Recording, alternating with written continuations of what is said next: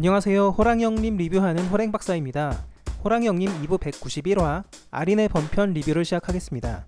이번 화에서는 일영이 그동안 잘 모르고 있었던 산군의 정체를 알게 됐습니다.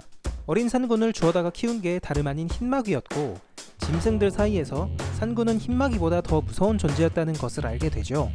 이 얘기에 혹해서 바로 시라모렌의 성을 비우고 얼음굴까지 찾아가는 정성도 보였는데요. 산군의 령을 조사하다가 뭔가 불가사의한 힘을 발견한 듯한 떡밥도 있었습니다.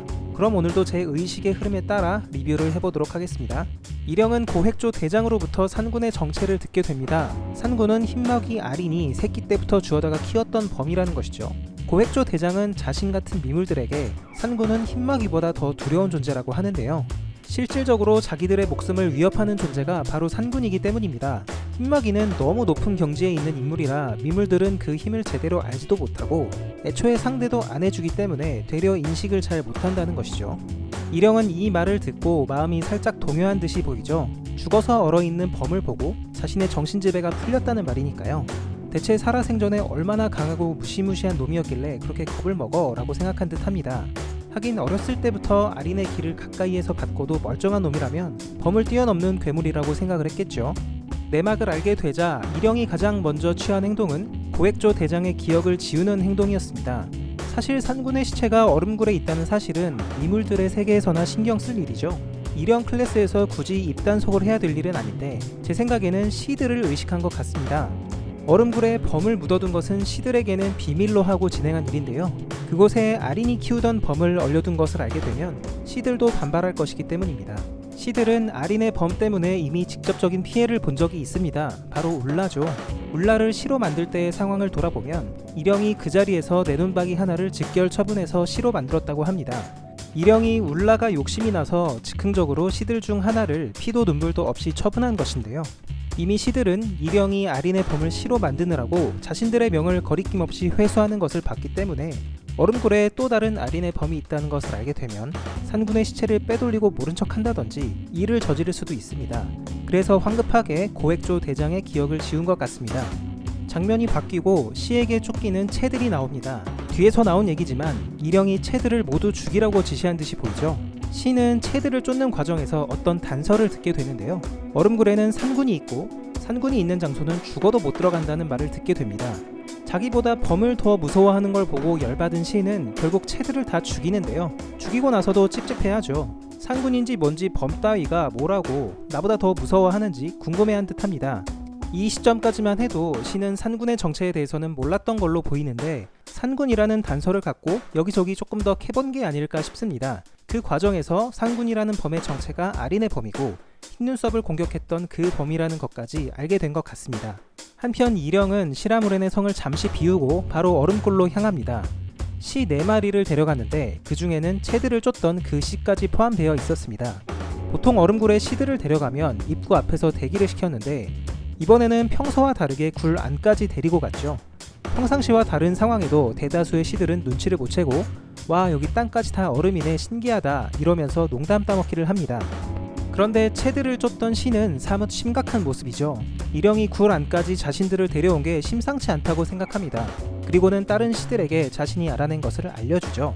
얼음굴에는 범의 시체가 있는데 옛날에 흰눈썹을 공격했던 그놈이다. 그놈은 아린이 키우던 범이다. 아린의 범이라는 말을 듣자마자 마치 찬물을 끼얹은 것처럼 순식간에 분위기가 싸해집니다. 앞서 말씀드렸던 것처럼 시들은 예전에 일영이 울라를 시로 만들 때 자신의 동료를 가차없이 희생시킨 것을 기억하고 있기 때문이겠죠. 이제는 시들도 선택의 기로에 서게 됐습니다. 얼음굴에 계속 있으면 명을 회수당하게 될 텐데 과연 시들은 어떻게 할까요? 일영에게 대항을 할까요? 아니면 산군의 시체를 훼손하기 위해서 침투를 할까요? 아니면 그대로 내빼서 도망가 버릴까요? 명을 빼앗기는 것은 바로 자신들의 죽음이기 때문에 어떻게든 이 상황을 모면하기 위해서 액션을 취할 것 같습니다. 흰산 앞으로 가서 나 죽어버릴 거라고 협박을 한다든지 시들이 어떤 변수를 만들어낼 수 있을지 궁금해집니다. 다시 장면이 바뀌고 일영은 산군을 정식으로 마주하게 됩니다. 이전 영상에서 일영이 산군의 시체를 보관하게 된 동기에 대해서 말씀드린 적이 있었죠. 제 예상과 같이 일영은 흰눈썹의 부하로부터 산군이 혼자서 성을 털어버렸다는 말을 듣고 혹했던 게 맞네요. 이놈이 진짜로 그렇게 강한가? 라고 생각해서 몰래 얼음굴에 숨겨놨던 것으로 드러났습니다. 고작 추호 정도의 클래스를 탐할 만큼 이령은 인재에 대한 욕심이 많은데요. 산군 정도라면 군침이 돌만도 하겠죠. 다만 지금까지는 산군이 혼자서 성을 털어버렸다는 것은 믿지 않고 있었는데 이번에 직접 산군을 살펴본 뒤에는 산군에 대한 평가가 180도 바뀝니다. 네가 멀쩡했다면 내 시가 다가가지도 못했을 것이다. 흰눈썹 따위는 당연히 너를 당해낼 수 없었겠구나. 흰눈썹을 살려준 거냐? 등등 거의 추위급 이상으로 평가를 해줍니다. 이령 정도 되는 인물이 산군을 엄청 높게 띄워주니까 뿌듯하기도 한데요. 한편으로는 산군이 그 정도로 강했나 싶기도 합니다. 여튼 이령은 산군을 시로 만들고 싶어서 안달을 합니다. 그런데 바로 그 순간 이상한 일이 벌어지죠.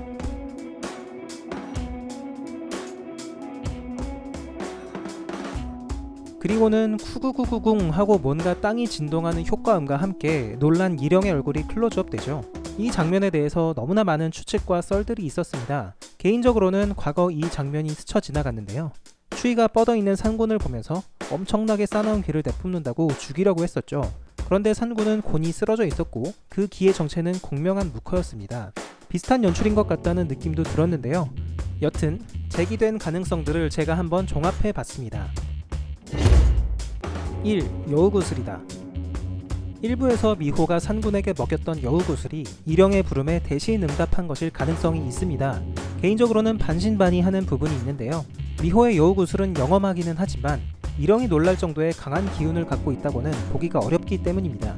여우구슬은 풀파워일 때도 고작 추위를 잠깐 괴롭히는 게 전부였고 그나마 추위와 싸우고 나서는 이미 크기가 반 이상으로 줄어버렸죠. 게다가 산군에 뚫린 상처를 다 낫게 하면서 이미 한번 부활을 시켰기 때문에 아직까지 강한 기운을 갖고 있지는 않을 것 같습니다.